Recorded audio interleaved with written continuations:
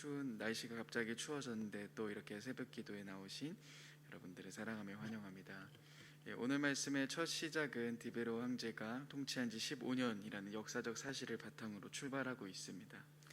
정치적으로는 디베로 황제가 있었고 또 헤롯은 갈릴리의 분봉왕으로 다스리고 있었던 상황이며 종교적으로는 또 안나스와 가야바가 굉장히 강력한 힘을 행사하고 있는 바로 그 시점에서 출발합니다.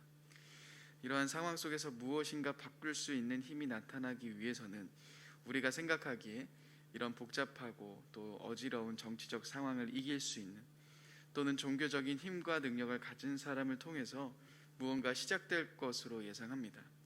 그렇지만 하나님은 이러한 우리들의 생각과 현실 속에서 하나님의 방법을 택하고 계십니다. 특별히 한 가지 이상한 것은 역사적으로 유대인의 율법에 의하면 대제사장은 오직 한 사람뿐이었죠. 그리고 이 말씀에서 2절에서도 대제사장을 이야기를 할 때 한 사람을 표현하는 단수로 표현하고 있습니다. 대제사장들 아니 대제사장이라고 표현하고 있죠. 대제사장 같은 경우는 아론 직계 출신으로 임명되어야 했으며 종신직이었습니다. 그렇지만 이상하게 이 시기에는 안나스와 가야바가 대제사장으로 있었다라고 기록하고 있습니다. 분명 두 명 모두가 대제사장은 아니었을 겁니다. 역사적으로 안나스가 먼저 대제사장으로 있었고요. 안나스의 사위인 가야바가 지금 세례 요한이 등장하는 이 타이밍 속에 대제사장으로 있었을 겁니다. 그렇지만 이렇게 안나스의 이름도 기록하고 있다라는 것은 분명 안나스는 공식적인 대제사장은 아니었지만 실질적인 영향력을 행사하였기 때문에 이렇게 기록한 것으로 보고 있습니다. 어찌되었든 종교적으로 또 정치적으로 복잡했던 이 시기, 우리들의 생각과 우리들의 마음은 이러한 정치적 상황을 정리해주고 하는 그런 구원자가 나왔으면 하는 생각을 합니다. 하나님의 말씀이 정치 권력을 잡고 있는 자들에게 대항할 수 있고 또 그들에게 맞서 싸울 수 있는 힘이 있는 사람에게 나타났으면 하는 생각을 합니다. 물론 이러한 생각은 예수님을 만났던 사람들, 아니 예수님과 가장 가까이 있었던 제자들 역시도 했던 생각이었습니다. 정치적인 혼란 그리고 종교적으로 복잡했던 이 시기 속에서 오늘 하나님의 말씀이 임했다라고 기록되고 있습니다. 어두웠던 이 시기 속에서 하나님의 말씀이 임했고 그 하나님의 말씀은 모든 것을 바꿀 수 있을 것이다라는 기대감을 가질 수 있을 겁니다. 그런데 여러분, 이 말씀을 한번 가만히 보시면 하나님의 말씀이 임한 곳은 조금 이상한 장소입니다. 우리 2절 말씀 같이 한번 읽어보겠습니다. 2절 말씀입니다. 같이 한번 읽어보겠습니다. 시작. 안나스와 가야바가 대제사장으로 있을 때 하나님의 말씀이 빈들에서 사가랴의 아들 요한에게 임한지라. 오늘 하나님의 말씀은 어디에 임했습니까? 빈들에 있었던 사가랴의 아들 요한에게 임했다라고 기록하고 있습니다. 하나님의 말씀이 임했다라는 표현은 하나님이 요한에게 자신의 메시지를 전달하셨음을 이야기합니다. 하나님의 마음과 또 하나님의 계획을 전달하셨다라는 표현입니다. 그리고 이런 어두운 상황 속에서 무언가 해결이 필요한 것처럼 느껴지는 이런 복잡한 상황 속에서 하나님의 계획과 하나님의 말씀은 왜 이렇게 정치적으로 혼란한 상황 속에서 가장 중심에 있는 황제가 아닌 또 종교적으로 복잡했고 어지러웠던 바로 그곳이 아닌 왜 빈들에 임하셨을까요? 여기서 빈들은 광야를 이야기합니다. 여러분들은 고속버스 터미널 하면 어떤 모습이 떠오르십니까? 어떤 분들에게는 고속버스 터미널 하면 그 앞을 지나갈 때마다 차가 막히는 상황을 경험하셨던 분들이 계실 겁니다. 그런 분들에게 이 고속버스 터미널은 기억하고 싶지 않은 장소일 겁니다. 또 어떤 분들에게는 단지 버스를 타러 갔던 잠시 머물렀던 한 장소에 불과할 수 있으실 겁니다. 그런데 제게는 이 고속버스 터미널 하면은 조금 의미가 다르게 다가옵니다. 지금으로부터 13년 전 제가 아내와 교제를 시작했을 때요. 저는 그 당시에 서울에서 살았고 저희 아내는 그 당시에 김해에서 살았습니다. 그런데 이렇게 장거리 연애를 하다 보니 또 제가 학교를 다니는 신분이다 보니 자주 만날 수 없었거든요. 그런데 아내가 저를 만나기 위해서 자주 많이 올라와 줬습니다. 첫 차를 타고 올라와서 같이 이렇게 놀고 또 아내가 또 도시락을 또 준비해 와서 도시락도 같이 먹고, 그리고 이제는 그 아내를 보내기 위해서 마지막 그 버스를 타기 위해서 고속버스 터미널에 갑니다. 아직도 기억이 납니다. 오늘같이 이렇게 추운 겨울, 무엇이 그렇게 좋았는지 둘이 서로 보내기 싫어서 고속버스 터미널 이곳저곳을 돌아다니며 그 안에서 한참의 시간을 보냈던 기억이 있습니다. 그리고 타기 싫지만 또 보내기 싫지만 어쩔 수 없이 마지막 버스를 타고 가는 아내를 바라보면서 또 쓸쓸하게 집을 향해 걸어갔던 그런 추억의 장소, 그런 애틋함이 머물러 있는 고속버스 터미널입니다. 제게는 고속버스 터미널은 그리움 또 반가움이 있는, 또 제 연애의 뜨거움이 있는 그런 장소입니다. 여러분들에게 그러한 장소 한 곳 정도는 있으실 겁니다. 그런데 광야는 그들에게 어떤 의미였을까요? 우리에게 있어서 광야는 그저 황량한 곳, 무엇인가 외롭고 쓸쓸한 곳으로 기억하겠지만 사실 이스라엘 백성들에게 굉장히 많은 의미를 지니고 있는 장소일 겁니다. 하나님이 없는 광야는 우리와 동일하게 두려움이 가득했던 외로움과 쓸쓸한 곳이 많은 곳이지만 그들은 출애굽하면서 광야라는 장소에서 다른 부분들을 경험하기 시작합니다. 출애굽하면서 광야는 새로운 삶의 새로운 출발의 스타트였고, 자신들의 끊임없는 반항과 저항 속에서도 하나님의 신실하심을 보았던 곳, 하나님이 인도하셨던 그 장소, 낮에는 구름 기둥과 밤에는 불 기둥으로 그 광야의 시간을 함께 걸어가 주셨습니다. 그들이 물이 없어 목마를 때 물을 내주셨고, 그들이 광야에 있는 동안 하나님은 그들의 인도자가 되어 주셨죠. 바로 이러한 경험이 있는 장소가 바로 광야였습니다. 또한 그 광야에서 어떤 일이 일어납니까? 출애굽기 19장에서 보시면 하나님은 그들과 언약을 맺으셨죠. 그 하나님과의 언약을 맺었던 장소 광야였습니다. 그렇기 때문에 이스라엘 백성들에게 광야는 하나님과의 추억이 담겨져 있는 장소였을 겁니다. 호세아 말씀, 호세아 2장 14절에 보시면은 참 이상한 부분이 등장합니다. 하나님의 사랑을 보여주기 위하셔서 하나님이 그들을 빈들로 데려가겠다라고 말씀하십니다. 그리고 거기서 내가 그를 다정한 말로 달래주겠다라고 말하고 계십니다. 하나님의 사랑을 보여주시는데 그들을 광야 빈들로 데려가셔서 그들에게 다정한 말로 달래주겠다라고 말씀하고 계시죠.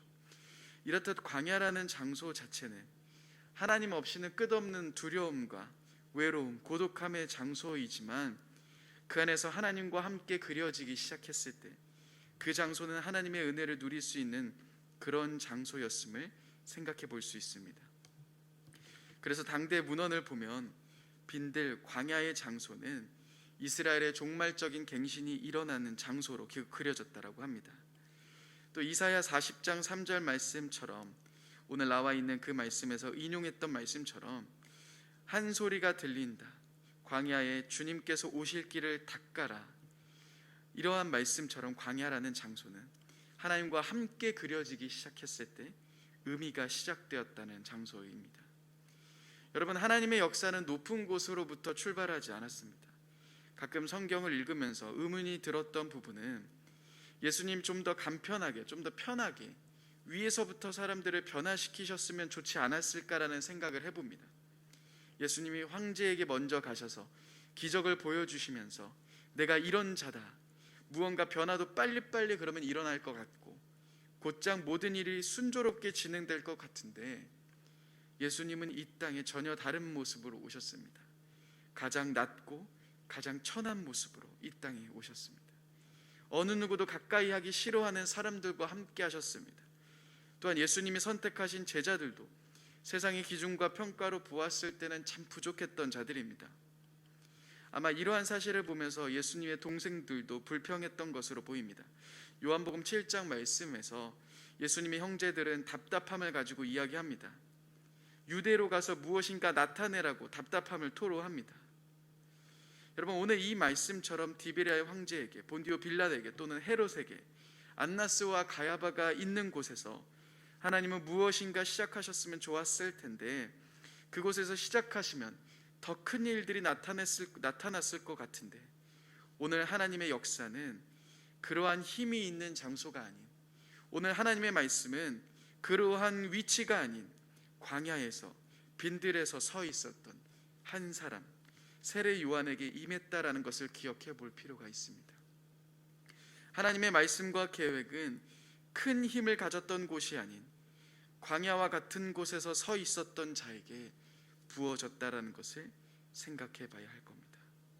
하나님이 없이는 아무것도 할 수 없는 광야와 같은 곳, 하나님의 은혜만을 바라보며 하나님께만 집중할 수밖에 없는 바로 그곳, 그 광야의 현장 앞에서 선 사람들을 통하여서 하나님은 말씀하셨고 또 하나님의 일을 진행하셨습니다. 여러분, 혹시나 지금 나의 삶이 초라해 보이실 수도 있습니다. 우리가 지금 있는 자리 속에서 내가 무엇인가 노력한들 달라지는 것이 없어 보일 수 있습니다. 제가 무엇을 한다고 해도 세상이 바뀔까요? 꿈쩍도 하지 않을 겁니다. 그렇지만 여러분, 하나님의 계획은, 하나님의 말씀은 광야에서 하나님의 은혜를 바라보는 그 사람으로부터 출발했다라는 것을 기억해야 합니다. 여러분, 우리가 서 있어야 할 곳은 바로 이곳입니다. 하나님을 바라보는 바로 그 자리 말이죠. 자, 이어서 이렇게 말씀이 진행됩니다. 세례 요한은 광야에서 하나님의 음성, 하나님의 말씀을 듣습니다. 그리고 그는 3절 말씀처럼 요단강으로 가서 거기서 회개의 세례를 전파합니다. 근데 이러한 모습을 가만히 보면 우리는 구약에서 하나님의 말씀을 듣고 따라갔던 선지자들의 모습을 그리게 됩니다. 사실 위에 있는 말씀의 구조, 이 구조들은 구약 성경에서 선지자들을 소개할 때 나왔던 구조입니다. 예를 들어서 예레미야 1장을 보시면 1장 1절부터 3절까지는 이처럼 그 당시의 상황들을 기록합니다. 그 당시 연대를 기록합니다. 그리고 예레미야 1장 4절 말씀에서도 여호와의 말씀이 임하였다로 선지자를 소개합니다. 또 다른 선지자 이사야 6장에서도 비슷한 일들이 진행됩니다. 이처럼 세례 요한 역시도 선지자를 소개하는 형태로서 이 구조가 진행되고 있습니다. 또한 다른 선지자들과 비슷하게 세례 요한은 사람들에게 회개해라라고 외칩니다. 백성들에게 그들의 삶의 초점을 하나님과 하나님의 뜻에 다시 한번 맞추며 하나님을 전적으로 의지하는 삶을 살아가도록 계속해서 외치고 있습니다. 특별히 세례 요한은 죄로부터 정결함을 얻게 하는 상징하는 행위를 사용했는데요, 그것이 바로 세례였습니다. 그런데 이 세례는 언제부터 시작했는지 그 기원을 추적하는 것은 상당히 어렵습니다. 하지만 여기서 나오는 세례는, 그 행동을 베푸는 것은 이 세례를 베품을 통하여서 완전히 죄가 씻어졌다라는 의미로서의 세례는 아닐 겁니다. 아마 세례 요한이 사람들에게 말하는 회개의 세례를 받아라 했던 이 세례는 장차 오실 자 예수님과 관련한 그 속에서 나오는 것으로 우리는 살펴봐야 합니다. 4절 말씀에서 이렇게 말하고 있습니다. 선지자 이사야의 책에 쓴 바 광야에서 외치는 자의 소리가 있어 이르되 너희는 주의 길을 준비하라, 그의 오실 길을 곧게 해라. 이사야에 나오는 말씀처럼 요한은 예수님이 오실 길을 준비하고 있는 자였습니다. 즉 사람들이 자신의 삶 속에서 돌아서고 그들이 가지고 있었던 삶의 익숙한 생활 방식, 당연하게 여겼던 그런 죄악된 모습 앞에서 돌아와야 함을, 예수님을 맞이해야 함을 계속해서 말해주고 있는 겁니다. 그런데 여러분, 11절부터 조금 나와 있는 세례 요한이 돌이켜야 된다라고 이야기한 삶에 대해서 오늘 조금 마지막으로 함께 보고자 합니다.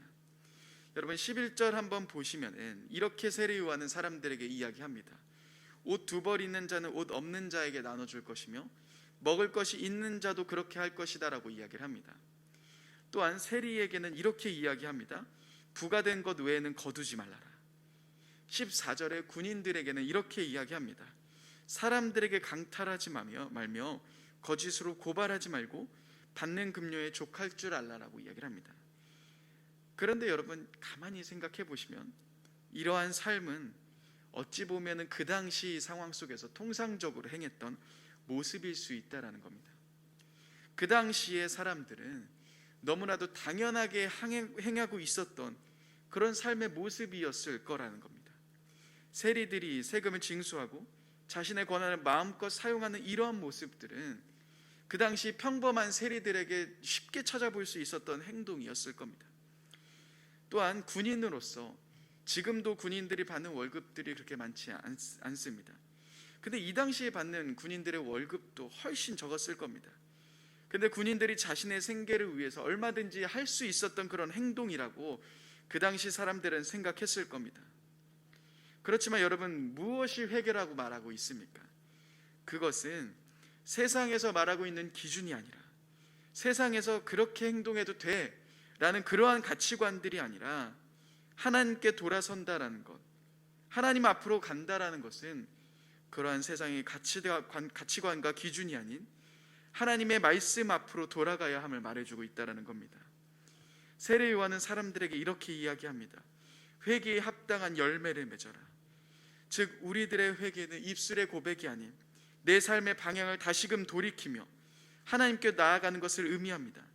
또한 그 당시의 상황 속에서 너무나도 당연스럽게 통상적으로 행해졌던 그러한 삶의 모습 앞에서도 당당하게 하나님의 말씀 앞으로 돌아가는 그러한 하나님의 말씀을 기준으로 삼아야 함을 이야기하고 있다는 겁니다.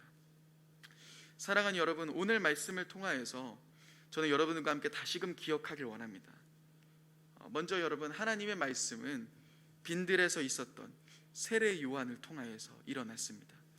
하나님의 마음과 하나님의 계획은 광야에 있었던 자를 통해서 나타내셨습니다. 화려한 곳이 아니라, 높은 곳이 아니라, 누구든지 부러워하는 곳이 아니라, 그러한 사람이 아니라 오직 하나님만을 바라볼 수밖에 없고 빈들에서 하나님의 은혜 앞에 서 있었던 그 자에게 찾아오셨다라는 것을 기억해야 할 겁니다. 혹시나 지금 나의 삶이 광야에서 나 홀로 있는 것처럼 두렵고 아무것도 아닌 것처럼 느껴지시는 분들 계십니까? 우리들 혼자 있을 때 광야는 그저 두려움의 장소이지만 하나님과 함께 하나님과 함께 할 때 그 광야의 자리는 하나님의 은혜를 경험하는 자리, 하나님의 사랑을 누릴 수 있는 자리가 될 겁니다. 먼저 여러분들 다시금 그 하나님이 계신 자리, 내가 있는 자리 속에서 하나님을 바라보며 그 하나님의 은혜를 바라보는 저와 여러분들이 됐으면 좋겠습니다. 또한 마지막으로 우리는 이 말씀 속에서 진정한 회개에 대해서 생각해 봐야 합니다. 그 당시 너무나도 당연스럽게 여겨졌던 부분들, 그 당시의 가치관에 따라 죄책감 없이 했던 행동들, 그런 모습들, 지금 나의 삶 속에서 혹시나도 그런 모습들이 없는지 돌아봐야 하는 시간들을 가져야 할 겁니다. 우리들의 기준은 세상의 가치관이 아닌, 세상에서의 말이 아닌 하나님의 말씀이 기준이 되어야 하며 하나님의 말씀이 우리들의 중심이 되어야 할 겁니다. 오늘 내가 서 있는 자리 속에서 하나님의 은혜를 바라보며 또 나의 삶 속에서 세상의 그런 가치관과 뜻이 아닌 하나님의 말씀 앞으로 돌아가는 여러분들 되셨으면 좋겠습니다. 이 시간 함께 기도하길 원합니다.